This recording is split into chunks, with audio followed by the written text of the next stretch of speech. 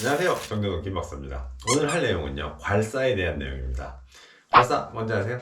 얼굴 문질러 놓은 거. 예, 얼굴 문질러 놓은 거. 자, 괄사에 갑자기 왜 하냐면요. 이거 얼마 전에 사실은 방송에 나와가지고 인터뷰를 한번 했어요. 괄사가 실제로 효과가 있느냐에 대한 얘기를 했는데, 뭐, 당연한 거지만은, 원하는 대로 내용은 많이 나갔는데, 많은 부분이 생략이 됐습니다. 그래서 오늘 괄사에 대해서 간략히 한번 알아보고, 괄사가 의미가 있는지 보도록 하겠습니다.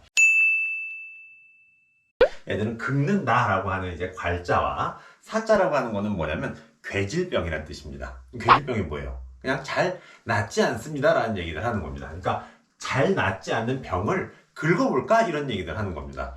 우리가 사실 한의학의 역사에 대해서 이야기하자면 한도 끝도 없고 굉장히 재미있는 얘기를 언젠가 해드리겠지만, 과거에는 피부에 있는 병들은요, 어혈이라는 개념으로도 설명을 많이 했고, 그리고 혈이 움직이지 않습니다, 기라고 하는 것이 움직이지 않습니다 라는 식으로 설명을 많이 해왔습니다.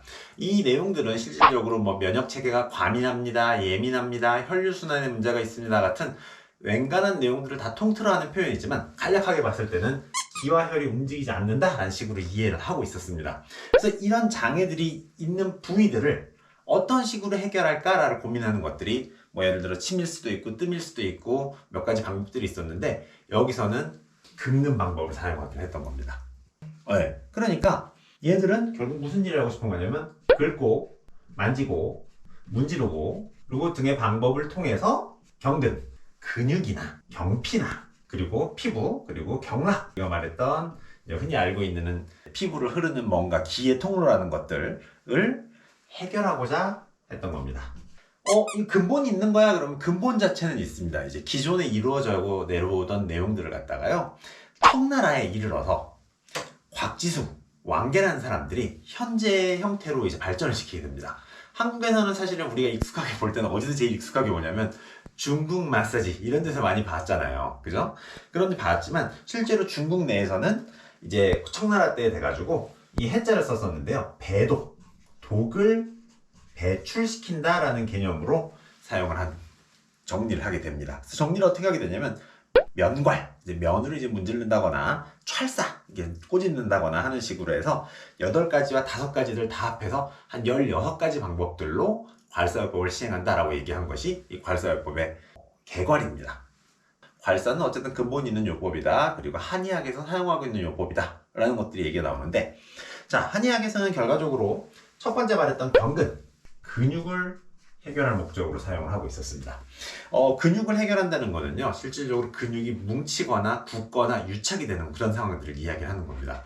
근막을 이완합니다, 이런 얘기 들어보신 적 있어요? 근막 이완이라 그러는 건 근육이 이제 막에 쌓여 있다는 거거든요. 그 근막이라는 것들을 풀어준다거나, 특정 근육이 굳어버려서 움직이지 않을 때, 있잖아요, 승모근이 움직이지 않아요, 이런 얘기 하는 거 있지 않습니까? 뭐 그런 근육들이 움직이지 않을 때 그거를 이제 해소하기 위해서 사용을 하고, 또 근육이 운동 등을 해서 많이 뭉쳤을 때 또 뭘 배출할 수 있죠? 그럼 운동을 많이 했을 때 괄사를 하게 되면 젖살을 배출하는 쪽으로 사용할 수도 있는 겁니다. 그리고 이제 관절의 유착, 그러니까 근육 같은 것들이 이제 뭐 너무 사용되지 않아서 유착됐을 때 그 유착을 방리시킬 목적으로 사용을 하는 거죠.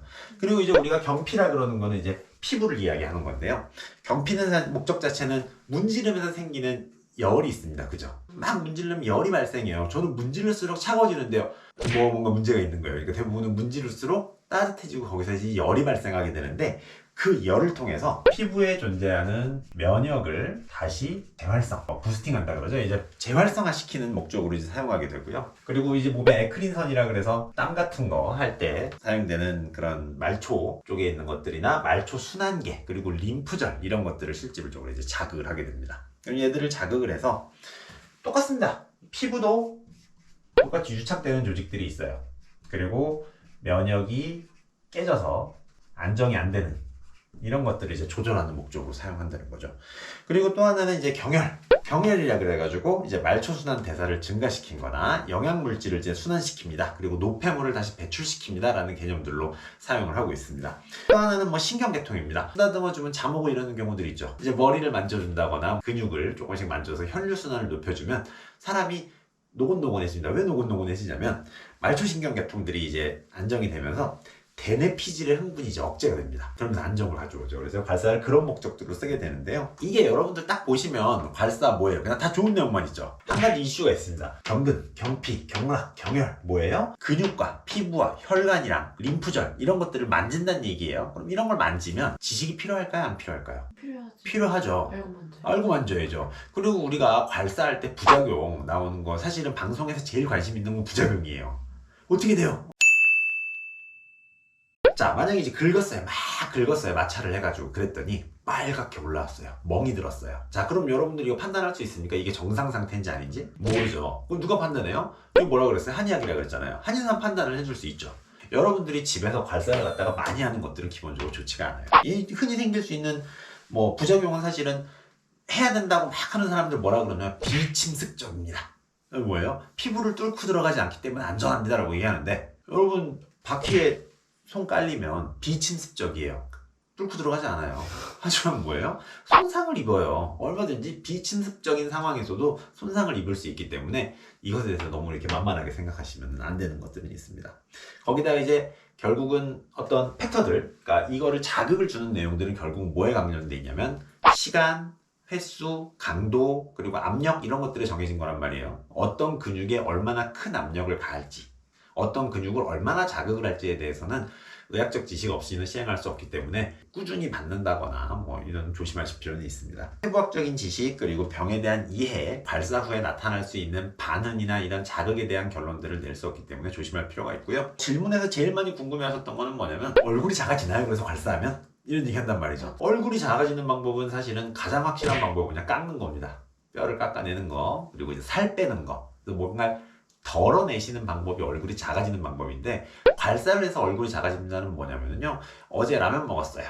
얼굴이 땡땡 부었습니다. 라고 할 때 괄사를 통해서 림프절을 자극을 한다거나 혈관계통을 좀 활성화시키면 본격적으로는 이제 붓기가 빠질 수 있으니까 살이 빠지진 않고 얼굴이 작아지는 건 아니지만 원래 크기로 갈 수 있도록 도와줄 수는 있겠습니다.